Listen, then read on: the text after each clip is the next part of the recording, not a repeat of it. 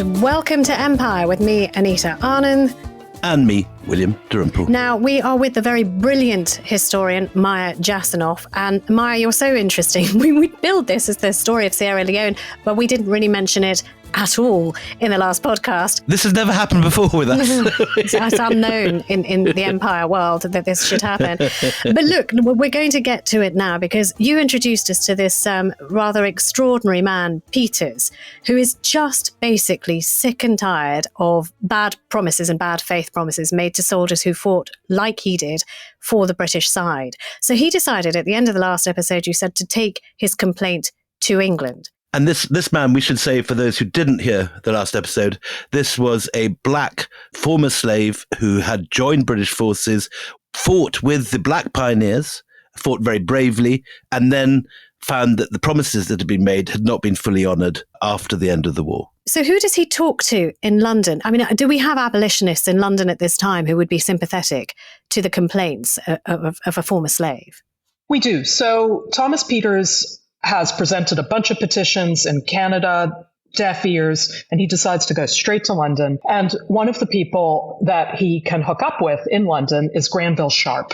Granville Sharp is one of the small coterie of abolitionists who has organized, various things to end the slave trade, but also a scheme which is called the Committee for the Relief of the Black Poor. And this group is interested in helping out the different Black loyalists who have ended up on the streets of London begging often because they have no means of support at all once they've come to the UK, and basically freed slaves who find themselves destitute. And one of those people, I mean, we've sort of heard, I'm so excited because we talked about Equiano, who gets co-opted in this also, the most famous freed black slave in London who is writing the narratives that they're finally getting people to sit up and take notice of slavery. Equiano, how it becomes involved how? Well, so this committee, committees often have schemes, and whether those schemes work out or not is a completely different matter. So this group, and Equiano was involved, decided that they wanted to try to help out these guys by sending them to set up a new colony. And that colony was going to be in West Africa on the coast of modern-day Sierra Leone. So these unfortunates get sent off under the sponsorship of this committee, and they go to Sierra Leone, where they have just the most disastrous experience. Yeah, they really do. So just to make this a bit clearer, this happened before Peters even gets to London. There's one failed attempt by Granville Sharp that occurs before the black soldiers from Nova Scotia and New Brunswick go. And in that original failed attempt, they have a really hideous time. I mean, it's awful. Some of them are held in horrible disease-ridden waiting camps, then put on disease-ridden boats. The loss of life, the mortality rate is truly terrible in this supposed trip to freedom. It's just terrible. The conditions are awful. And, let's not forget that some of these individuals had been captured themselves, right? And endured the Middle Passage. I mean, I cannot imagine what it was like for these people to have embarked on these ships again. Not only, of course, from Americas back to Britain, but then from Britain to Africa. They end up there. These presumably are not actually slave ships, though. They're not the same sort of stacked sort of pigeonholes as a slave ship. No, they're not. But let's just say they're not very nice. Yeah. Okay. They're not a luxury liner. And also PTSD inducing. I mean, as you say, Maya, it's dark, it's on the sea. It represents everything that they have feared and loathed in their past. Absolutely. And the thing is that, this is a period, what are ships like? I mean, ships are awful. The conditions for naval ratings, naval personnel are terrible on ships. Ships are being used as prison hulks at this time, right? They're being used to transport convicts to Botany Bay. They're being used, obviously, in the slave trade. So, they don't have the clothing. They don't have decent food. They're dying on board before the ships even get underway, as you mentioned, Anita. And so anyway, they finally get going. Do they have any internal organization? Have the slaves got together and formed committees of any sort? Is there any hierarchy? Well, they're free. Let's just say these are free men, right? But they're also, by the way, another thing. So guess what? I mean, the place they're being sent in Africa, right? Sierra Leone is adjacent to, number one, a penal colony that the British are trying to set up. Number two, one of the biggest slave trading posts in the region. Gosh, so they've got probably, some of them would have been taken from areas around there. That's not very comforting, is it? I mean, you've got... Quite possibly. It's crazy, yeah.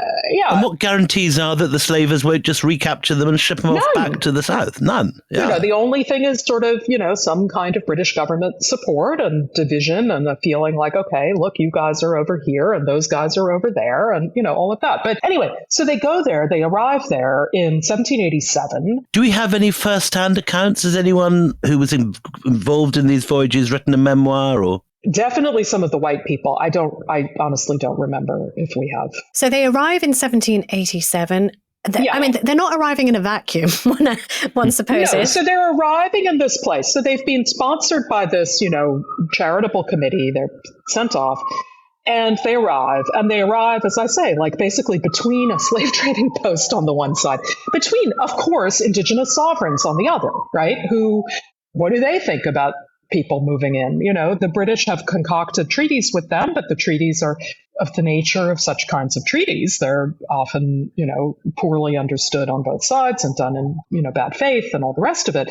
And the long and short of it is that in pretty short order, these guys who have been sent off to set up this, idealistic community with a list of instructions for how to govern themselves from Granville Sharp, find themselves on the ground, beset by disease, adverse weather, climate, and the pressures of the slave traders, the indigenous rulers, et cetera, on all sides. Okay, so they are. So I love this character, King Tom, who is negotiating with the British, saying, you know what, you send me your unwanted blacks. And, there was a huge effort to repatriate because people in Britain, you have the abolitionists who think there's a duty of care, but you have a lot of British society saying, these black soldiers who've come back to Britain, we don't want them. We don't want them. So there is a huge push to send them back to Africa. King Tom is in charge, I guess, of a certain tract of land and negotiates with the British to say... King Tom, we should say, is an indigenous sovereign, and King Tom is the nickname that the British give him. And he promises the British he'll look after them, he'll protect them from the slaves, is that right? Yes, that's right. Yeah, but he's not there for long enough to make a difference, because tell us about King Jimmy. Well, so here's the thing. I mean, there's different hierarchies of rule. And of course, the British don't understand this at all. And so they are making a deal with King Tom. But actually, King Tom has a superior who's called Nambana. And Nambana is the person that they really ought to deal with because he has the authority to make the deal. And he says, okay, I'll give you safety and whatever, for which they give him in return embroidered clothes and a telescope. 2 hefty wheels of cheese. Yes, wheels of cheese and tobacco. A mock diamond ring, etc. In any event. And rum, lots of rum.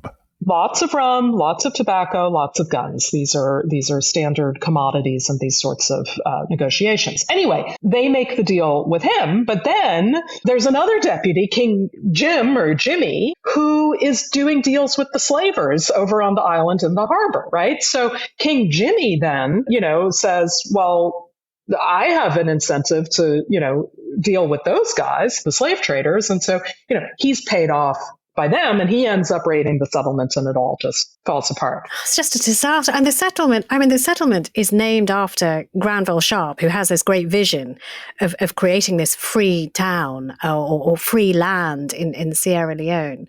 It's called Granville, the place that they settle in. When the man himself gets to hear about King Jimmy's treachery, if you like, and that these people who've gone in good faith, who are living in a place named after him, what does Granville Sharp have to say about this? Well, he's definitely pretty devastated by the whole thing. I mean, Granville Sharp is a fascinating character who, shall we say, is visionary in certain respects, but is also a little bit impractical. His idea for how these people are going to govern themselves is modeled on his... Where is he physically at this point? He's in London. Granville Sharp is always so he never UK. comes here. No. No. And he sketches all these things out on the basis of a sort of Anglo-Saxon constitutionalism and so on, So it's all pretty nutty. But yeah, he may be nutty in some ways, but he is also a man with a vision, right? And he's committed to it. And so he's devastated to learn about the ruins of this place, but he's also not giving up on the idea of it. And it's at this point that through the serendipity of migrations around the British imperial world, Thomas Peters lands up in London, and Granville Sharp gets to know about him and about the plight of the Black loyalists in Canada and thinks, aha, these are the people who we need to send in a re-up of the project of the Province of Freedom in Africa. So this first attempt at creating a colony in Sierra Leone called Granville Town has failed and failed spectacularly. Let's talk about Peters now, because he's in London and he's planning to pick up the people from Nova Scotia and New Brunswick who are unhappy. And actually, a company has been created to run this venture. 1791 is the year. The Sierra Leone Company is started. And the directors are a really interesting bunch. So on the one hand, you've got the abolitionist Granville Sharp, who is completely devastated that his first experiment hasn't worked out. Granville, this great plan of his. But the other two names, now they're the ones that are really going to stand out to British listeners. You've got William Wilberforce and you've got Thomas Clarkson, two giants of the abolitionist movement. So Maya, what are they doing? Is this a charitable company that help people, or is it a money-making thing like the East India Company, which they hope you can invest in and has a share price and so on? Well, interestingly, it's a little bit of a fusion, and here's how it works. So the folks who had been involved in the Society for the Effecting of the Abolition of the Slave Trade, who include many of the people that you just mentioned, are moved by this idea that if you can show that there's a way to make profits from African labor in West Africa without the slave trade, then you don't need the slave trade anymore. And they want to try to open up channels of free commerce, by which they mean, free labor, that will essentially drive the slavers out of business by being more profitable.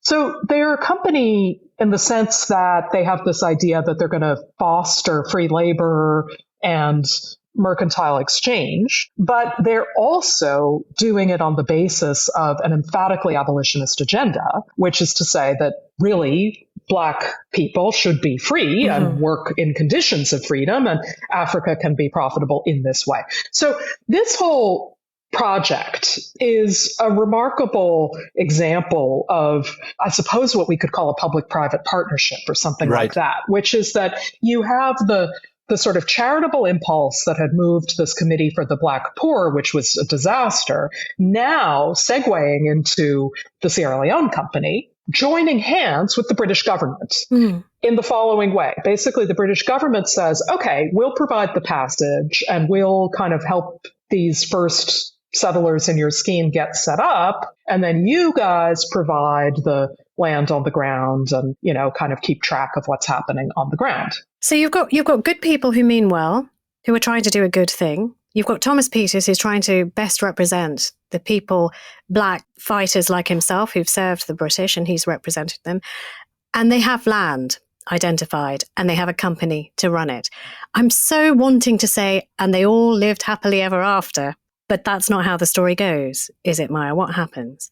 Well, it's never quite so simple, is it? The feelings and the motives are, as you say, quite positive, optimistic, benign. And there's some lovely material that we have that describes the way that the Black settlers went to Sierra Leone now with the vision that they were going to set up a town, not called Granville Town after an individual, but called Freetown after the principle that they were going for. The person who's deputed from the Sierra Leone Company end to kind of lead this whole thing is none other than Thomas Clarkson's brother, John. And John Clarkson goes to Nova Scotia and New Brunswick personally to talk at the age of 27. Very young man. He had fought in the Navy during the Revolutionary War. And he goes personally to basically go from, it'll end up being sort of house to house and congregation to congregation to explain to the Black community what it is that they're trying to set up. And he persuades them. And there are these, as I say, amazing accounts that we have both by some of the Black loyalists and in Clarkson's own diary of how he meets these communities and persuades them. So they all get on the ships, they sail across, and as you say, we want it to be happily ever after. And this should be kind of Moses leading his people to the promised land, but it doesn't work out like that. Well, and indeed, let me just add, one of the preachers involved in this is called Moses, and he's known as Daddy Moses by his congregation. He's a Methodist preacher. He's blind. Is there a movie on this? This has all got There really should be. I mean, it's very moving and it's very stirring. And the power of faith, I think, in however sense you want to spin that, faith in the ideals, faith in God, faith in a better future, is really very profound and animating. So, but the but. Let's get to the but. What goes wrong with all of this? And it's about 1,200 take up the offer. That's the sort of figure, isn't it? A third of the entire Black community of loyalists. Yes, exactly. Okay, so they show up in Sierra Leone. They meet under a tree. They basically found the city of Freetown, which exists down to this day. As the capital of Sierra Leone, yeah. Absolutely, yeah. But, they face some of the same challenges that the previous population had faced. They face the climate, they face the weather, they face the slave traders on the one side and the indigenous rulers on the other side. One important detail we didn't have about the slave traders, the slave traders apparently have a 2-hole golf course.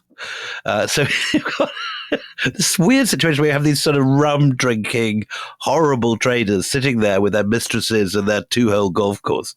And then you've got these poor guys in their huts landing in this godforsaken area. Is it a swamp? What are they actually landing on? Is it good land? You've been there, haven't you?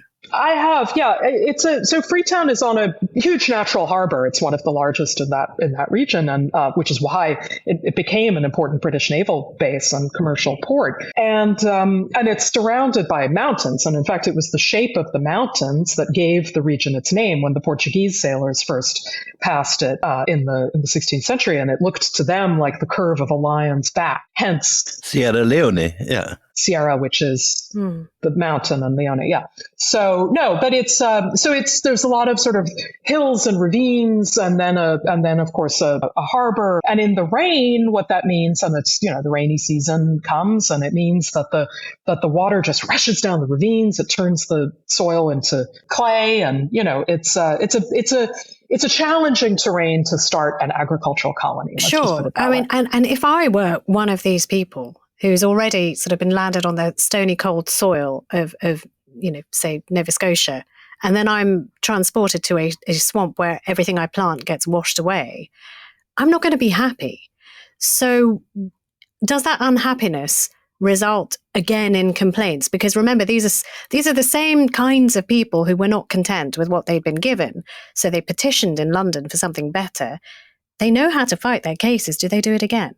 Yeah, so some of our same community leaders who had been active in Canada are active in Sierra Leone. So Thomas Peters, who had gone with Clarkson to Canada to try to recruit people for this scheme, ends up in Freetown, and with one of his colleagues who's very important called David George, who's a preacher, he gets one of the first lots in the town. It's 9 acres, which is pretty good. Most of the others get less, like 6, 4, 2, etc. But over time, they just find that they're marginalized, that they don't get the kind of respect from the British authorities that they want. And Peters, true to his temperament and his commitments, ends up still petitioning the governors, in this case, John Clarkson, for better treatment and better rights. I mean, he's a protein shop steward and a very effective shop steward for his union, isn't he? Well, how does Clarkson take it? I mean, some people may react well, and some people may say, well, you're so ungrateful. Look at all we've done for you. How does he take it? So Clarkson, I have to say, I find Clarkson, as these people go, a pretty sympathetic figure historically, because I think John Clarkson truly wants to kind of do the right thing by the people that he's now kind of found himself in charge of in conditions that he hasn't been able to choose. But he doesn't find a way to kind of make it work. And frankly, he ends up basically calling in sick.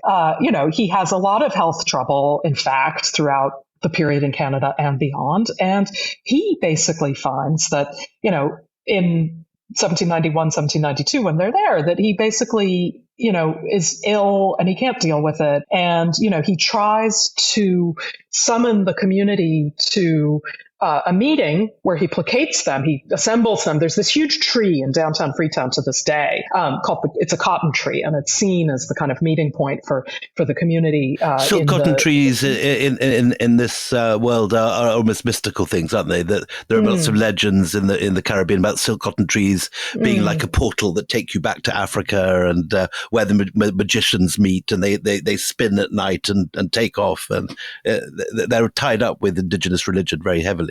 He assembles them under this tree, and he has a whole meeting with them to try to get them to back down. He says, look, if we divide, then this whole settlement is going to fall apart. And he does manage to kind of cobble out some sort of peace. But at the same time, he's also really just kind of shattered. And he ends up leaving Freetown not that much later because he can't really take it anymore. And this is going to be a problem for the settlers because no one is going to end up being as good as Clarkson in charge of them in future. And there is trouble on the horizon, trouble in the shape of the French. Join us after the break and find out what happens to the newly minted Freetown.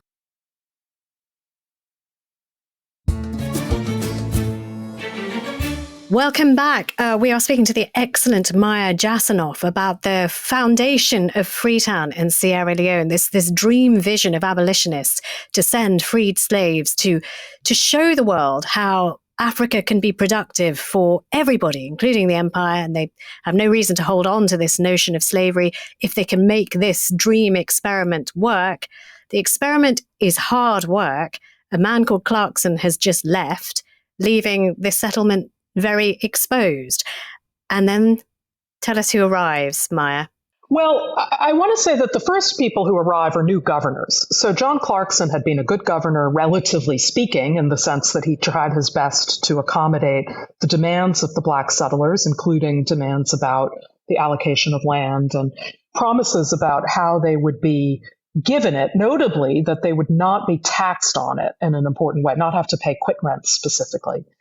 He's replaced, when he sails back to England, basically exhausted, honestly, he's replaced by, first, a kind of evangelical officer called William Dawes, who comes to Freetown from Botany Bay, where he had been in charge of the convicts.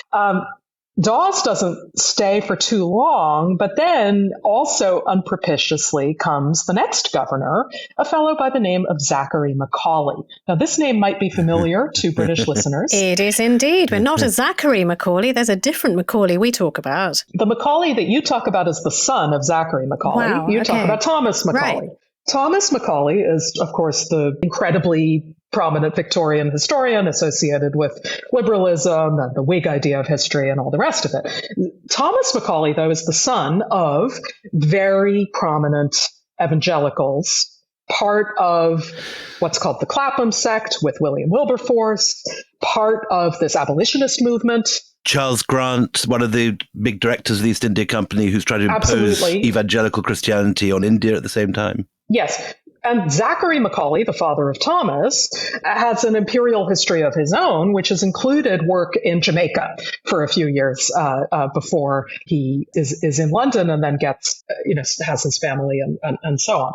Zachary Macaulay is appointed to be the governor of Sierra Leone. And he sails out to Freetown, taking office in 1792. Now, Zachary Macaulay, again, known for his commitment to abolitionism, but also known for a rather severe kind of evangelical faith that accompanies it. Very sort of austere, inflexible. People describe him Which is actually very much par for the course with the abolitionists. Is that not true? That a lot of them are these very extreme evangelicals, and the idea that you have to be free to take on God is one of the major motives which you don't get in the movie version or in many of the school textbook versions of abolitionism. Yeah, I mean, there's something quite puritanical about it, and they're very. Suffice to say, the things that we associate with a kind of all of the civilizing mission in the more pernicious sense of the liberal vision, which Thomas Macaulay will be so involved in, have this evangelical belief at their core that the individual is responsible for his own lot and uplift in life and that sort of salvation. Thing. And salvation. So anyway, here's Zachary Macaulay. He's in charge. He comes in 1792, at which point the geopolitical situation of the colony is transformed, because it is in 1792 that a new revolution makes itself felt in the British imperial world. And that is that of France, which under the Jacobins declares war on Britain and opens up what is going to be a generation-long war around the world, trying to determine, again, what the future, essentially, of the imperial world is going to look like. Is it going to be the Jacobin revolutionary and later Napoleonic autocratic imperial vision? Or is it going to be this British Empire that is getting sort of consolidated around some of these premises of sort of kind of freedom, kind of free trade, evangelicalism motivating it, kind of maybe abolitionism, etc. Okay, so he has his feet under the table for about a couple of years when the French arrive. So this is now the French arrive. They're doing what the French do, chipping away at the British Empire and trying to extend their own. What do they do? What do they do to Sierra Leone? So Zachary Macaulay sees these sails in the harbor. He thinks they're British because they're flying British flags, but it turns out they're decoy flags and they're French. And the French immediately start bombarding the city of Freetown. This is such a tragic story. These guys have just set themselves up. They've just escaped. Give them a break, honestly. Yeah. And, they have finally managed to build stuff, right? I mean, the muscle power involved in just building things in this area has been enormous. So they're, the offices, the dwellings, the storehouses, the church, Anglican church, all of this is, blown up by the French in the cannonade. And then the French land. And they come plundering through the town. They, smash the printing press. They grab the hogs and the chickens, and they make off with them. They steal the clothes. They basically and these are nominally just Jacobins. These are French revolutionaries who are screwing up the lives of these freed slaves. Well, yes, but of course they're screwing up the lives of British subjects, right? Yeah, is what they see. Anyway, they plunder and then they leave, right? They're not going to stick around. This is just a kind of smash and grab. It's a hit and run. Let's hurt them and run. But this is at this point that Macaulay loses the constituency, because doesn't he get all of the blacks in Freetown to swear an oath of allegiance before he'll have them medically treated in this terrible cannonade? Doesn't that happen? And that makes him as hated as some of the people who ran their lives before. And many of these people have been not killed by the French because they swore that they were not British, that they were Americans. Yeah. So there's a puzzling little sleight of hand that Macaulay does. He says, guys, you want to plunder this place, but you know what? These people are actually not British. They're American. And so therefore, and we're neutral. And so we ought to be, left free, from all of your plunder, et cetera. We're actually neutral. The French don't buy it, but also the black settlers are pretty upset because they say, wait, what are you doing now telling us that we're not English? We were British subjects for 20 years before we came to Sierra Leone. We gave everything up in the Americas. I mean, obviously they ran from slavery in various, cases, but we took an oath of allegiance. We followed the British. We did all of these things. We were loyal to you. How dare you tell us that we are not British subjects? Okay. And it is at this moment that this amazing sort of fissure opens up that is at once a kind of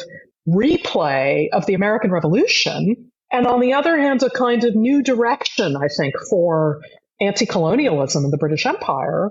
Well, what you're describing there is the perfect recipe for an uprising. So the French have gone, you've got a fissure, you've got bubbling resentment. Everyone hates Macaulay.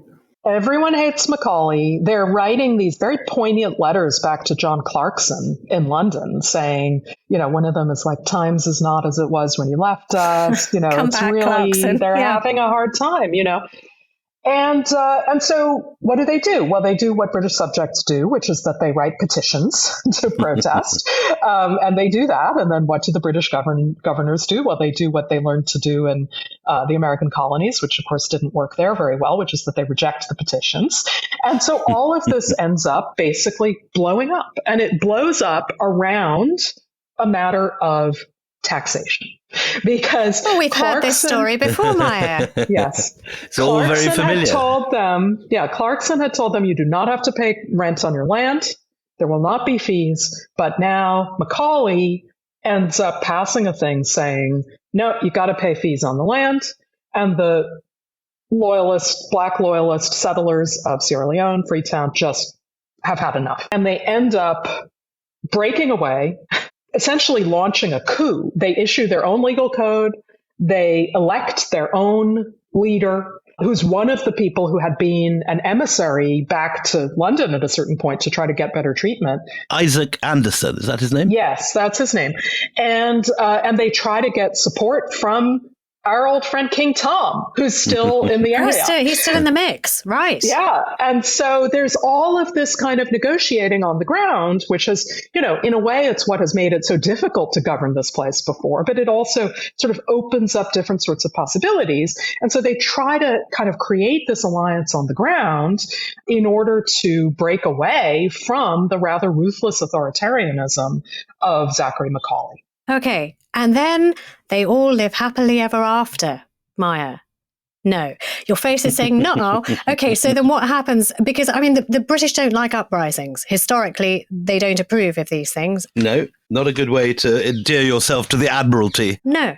And there are some in London who will say this is what happens. When you grant blacks freedom, this is what will happen. To many, it will prove the argument that these are not people who can be trusted to be loyal to us. Yeah, and it above all underlines the message that the British took from the American Revolution, which was, you know what? Give them an inch, they're going to take a mile. And we better not do that. We better instead say, okay, look, you can be free to practice your religion, you can do this, you can do that. That's fine, but you have to be loyal to the king and you have to abide by our rule. And that is what they take from the American Revolution. And it is consolidated when they're faced by the Jacobins, this completely radical movement. And it is with this spirit in mind that once the loyalists and so on, they start their new, coup, their alternate government, et cetera, Zachary Macaulay is having none of it. And cracks down, brings in the troops, hunts them down, routs the rebels. Extraordinary detail, they're helped by Maroons from Jamaica. The same people that put down Tacky's revolt when the slaves rose up in Jamaica are brought in over the seas from Jamaica to crush this lot. Exactly. And, in a final irony, I will tell you about one individual who's caught up in all of this mix, who's a fellow who had run from a plantation in the Dunmore years, had fought, had been evacuated from New York, had ended up in Canada, had moved to Freetown, got his land, ended up being dissatisfied, joining the rebellion. What is this fellow's name? Washington, Harry Washington. He had been a slave owned by George Washington in pre-revolutionary America. He ends up making his way all the way to Sierra Leone, and in the rebellion, he will find himself banished from the colony because of his involvement in the rebellion by the British authorities. Is this taught in American textbooks or not? No, I'm guessing you're shaking your head. Not. Can I just ask? The Maroons are so problematic. They were problematic, as William said, in Jamaica. They are now crushing Freetown, a town that's trying to be free with freed black slaves running their own lives. Why are they doing this? Why? Empires are systems of coercion, and you have to find a way to work within the coercion in order to get anything that you might want. And the Maroons, just to explain for those who may not have heard the Tacky's Revolt episode, are themselves runaway slaves who headed for the highlands in Jamaica, created their own lives, and having fought the British, are allowed to remain free if they come to the aid of the British when they need them. When they're called. I mean, it's the same question. The reason I ask, and it is the question that will be occurring to people listening, and it's the same question we get when we talked about India and the East India Company. Why did so many Indians fight for the East India Company? You're saying it's because it's the only way to survive. Yeah. You make the deals you can, and what we see in so many of these cases are people who are fighting for something in one scenario will find a way to get part of what they want, and it means making compromises in others and so on. And this is a through line. It's how you operate in a coercive system where you don't have power. It's a very heartbreaking end of both stories, this story and the Takis Revolt, that the people who crush it are themselves freed slaves. It's just horrible imperial irony. And the fact that the British are using these people. Well, I mean, again, you use what you've got. I mean, for Britain, it's, they have to keep a hold or the French will. And who knows? You cannot see history. It's global history. Globalized history is so important. You have to see every piece and everybody's motivation. What happens, Maya, after the British crush this uprising? What happens to Sierra Leone and Freetown? Well, it's, in a sense, it's sort of the last gasp for the time being, at least, of a certain kind of agitation. The rebels are sent away and order is imposed, and the Maroons end up getting land in Freetown and join the population of formerly enslaved people who are living there. They must have been welcome neighbors. Well, I can't fully speak to it because, there are similarities between these populations, right? I mean, all of them have been dispossessed in various ways and end up in these circumstances. So, but what the Maroons find is the same thing that the Loyalists found, which is that, guess what? Not everything that they had hoped for is materialized. However, the picture really will change in a few years from this time, because in 1807, the slave trade is abolished by Britain and by many other powers, and the Sierra Leone Company ends up getting dissolved. And Freetown, from the sort of early 1800s, is turned into a crown colony with a very different kind of government and so on. And so its trajectory begins to resemble more that of some other British colonies. And some of these kind of holdovers from the American Revolutionary era begin to kind of fade further into the background. Can I just ask in conclusion, it's been just so marvelous. Again, we found ourselves doing 2 episodes instead of 1 with you. And thank you so much for being so patient and staying with us as long as you have. But what would you say the impact of this whole Sierra Leone experience, what impact did it have on abolition in the end? Did it speed it up? Did it hold it back? Did it play no part at all? I'm minded to say that the thing that really made the difference was the experience of having so many free Black subjects, more than the experience of where they actually went. Because I think it did confront the British with, in the short term, a kind of humanitarian crisis that they had to deal with, but in a broader sense, the fact of just, having to figure out how to accommodate people and some sort of solution that worked in the British liberal imperial imagination.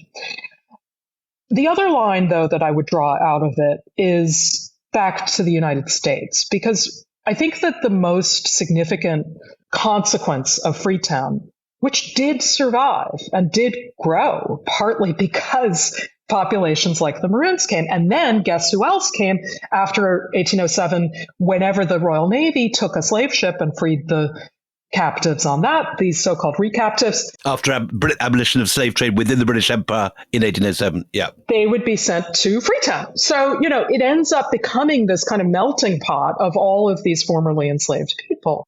What that ends up doing is creating an example for Americans for what will become the colony of Liberia, which is started by American abolitionists in the 1820s with a very coherent program of relocating freed slaves as an abolitionist experiment to West Africa with all kinds of complicated motives that you can unpack in another episode.